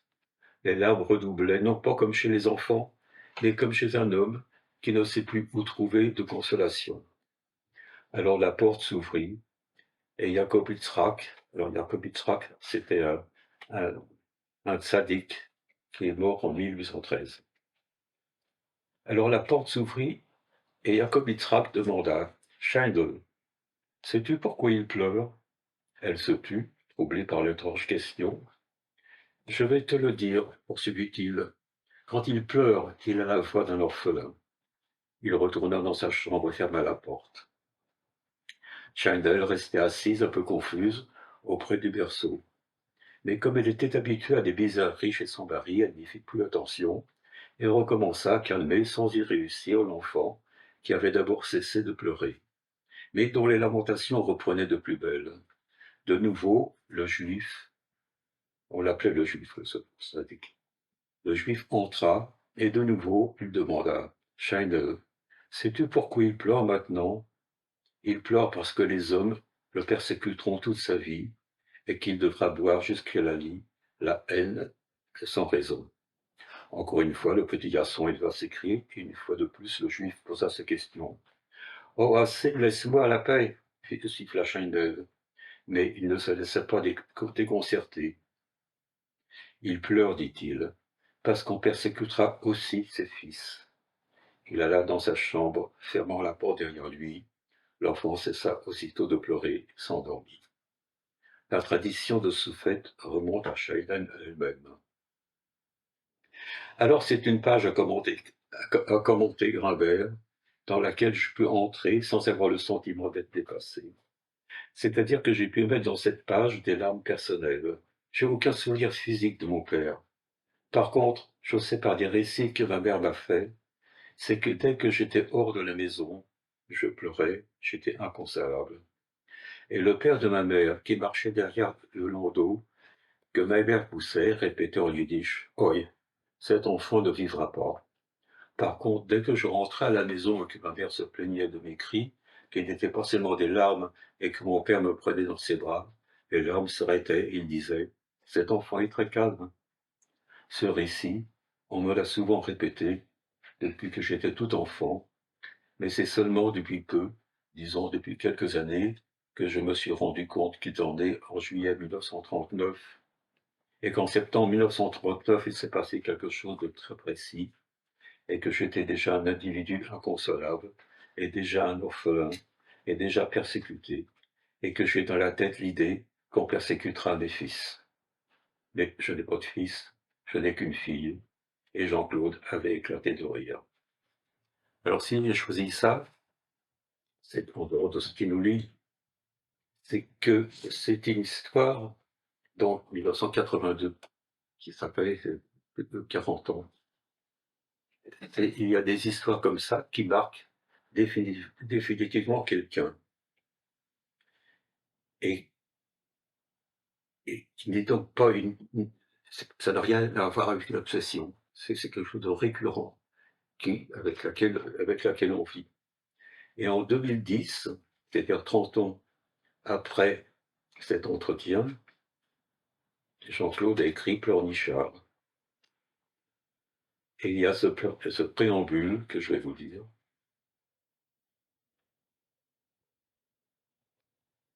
À sa naissance, en juillet 1939, à l'hôpital Lariboisière, si on accepte sa grosse tête et ses lunettes, Pleurnichard ne présentait aucun signe particulier.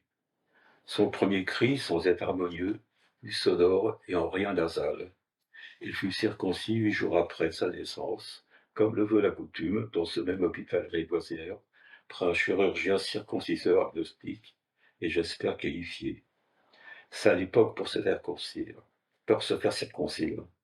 Et dites-vous, je connais autre fils de déporté qui fut circoncis, lui, en juillet 1942, pendant la rafle du Veldiv. Un Moël, circonciseur rituel, traversa Paris en métro, papillote repliée sur son chapeau et étoile cachée sous je suis partout, afin de se rendre à la cachette où l'enfant déjà caché espérait ses bons offices. Revenons en 1939.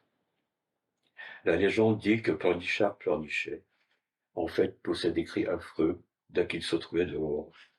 Sa maman, Suzanne, avait beau le prendre dans ses bras, le bercer, le câliner, rien à faire, il pleurnichait jusqu'à s'en étouffer, comme s'il comprenait déjà la situation. Le père de la mère de Pleurnichard, Baruch Katz, qui suivait le landau, les dimanches, Pleurnichard, bien sûr, ne s'appelait pas encore Pleurnichard, mais déjà JC. Je sais, c'est compliqué à suivre, mais pas plus que d'autres légendes. Baruch, donc, tout en suivant le landau de JC poussé par Suzanne, psalmodiait en yiddish. Oh, il veille, il vivra pas. Oh, il veille, il vivra pas. Berceuse qui avait le don de mettre Suzanne hors de ses goûts. Suzanne alors hurlait sur Baruch, qui criait sur Suzanne.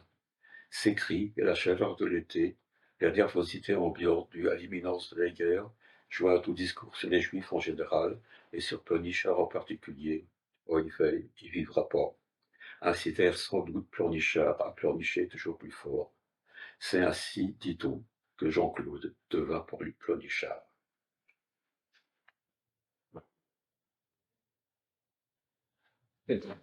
C'est ton frère? Quoi? C'est ton frère qui a été circoncis en 42. Oui, je sais, oui, je me suis douté que c'était ça. Oui, Jean-Claude me rappelle que c'était... j'avais un frère, ce qui est plus là, qui est né le 10 juillet 1942, 6 jours avant la rafle de Veldiv.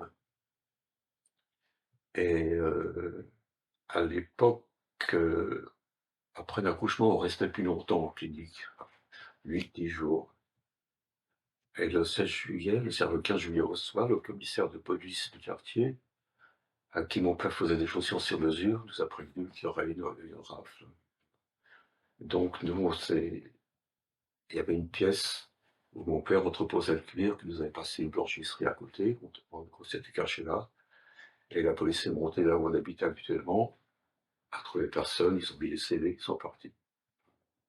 Et quand ma mère est rentrée de clinique avec mon frère, elle voulait, mes parents voulaient absolument que l'enfant soit circoncis. Et voilà, donc il y a un Moël, alors lui avec... ça se voyait de loin que c'était un juif, il a traversé Paris. Et pour ça, non, où est-ce qu'il est le Code Neuf-sur-les-Guerres? Oui, vous en parlez dans Code Neuf-sur-les-Guerres, hein, de ce... Alors c'est... voilà, Jean-Claude Grimbert qui l'a. Alors Léon m'a demandé, monsieur Albert, à quand le bris? Le bris, c'est la circoncision. D'après le docteur, dans 2 semaines à peu près. Le bris, a dit Jacqueline, c'est quoi le bris? Je lui ai expliqué, parce qu'elle veut toujours tout savoir, que c'était la circoncision et que traditionnellement, ça se pratique 8 jours après la naissance de l'enfant. Et si c'est une fille, ça ne m'empêchera pas de dire Mazutov et de venir à l'atelier avec un gâteau et une bouteille de Schlivovitz. Alors tous les juifs sont circoncis, a continué Jacqueline qui voulait en savoir plus. Ça dépend des parents. Mais en général, oui, on peut dire que tous les garçons juifs sont circoncis. Mais ça doit faire mal. Ça, je m'en souviens pas. Mais vous savez, Jacqueline, c'est la plus grande douleur que je souhaite à un enfant. Un enfant, quand ça tombe ou quand ça se coupe et qu'il saigne, on lui fait un pansement, on lui donne un bonbon et il s'arrête de pleurer. Là, c'est pareil. On lui fait un pansement, la mère lui donne son lait et il arrête de pleurer. Et qui est-ce qui fait ça? Demandait Madame André. Maintenant, ça se fait de plus en plus à la clinique. Et le plus souvent, c'est encore un moelle. C'est-à-dire quelqu'un qui est un peu rabbin, mais surtout un spécialiste de la circoncision. Et pendant la guerre, ça se passait comment? Va encore demander Madame André. En général, je ne sais pas. Et pour mon fils, ça s'est bien passé. Le Moël est venu chez la voisine qui nous avait hébergés parce que Samy est né le 10 juillet 1942, c'est-à-dire 6 jours avant la rafle de Veldiv. La circoncision a eu lieu 10 jours après parce que c'était dangereux de traverser Paris pour un juif, surtout pour le Moël, qui avait une barbe qui se voyait de bien plus loin qu'une étoile jaune cousue sur le vêtement. Mais vous étiez fou, quoi. Jacqueline, tout à coup, s'énerva après moi. Puisqu'on reconnaît, paraît-il, hier son juif à ça, qu'est-ce qui vous oblige à le faire circoncire? Je ne sais pas, moi. Mais c'était du suicide, je comprends pas. Justement, j'ai dit, c'est parce qu'on ne savait pas ce qu'on allait devenir qu'il fallait qu'il soit très vite un juif. J'aurais voulu expliquer mieux, mais c'était compliqué.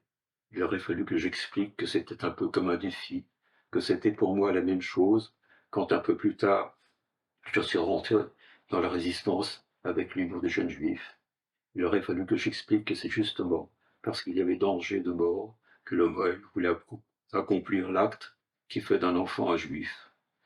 Et que c'est parce qu'il y avait aussi ce danger que je voulais que la vie de Samy, aussi brève qu'elle risquait d'être, soit d'abord l'existence d'un juif. Merci beaucoup. Merci.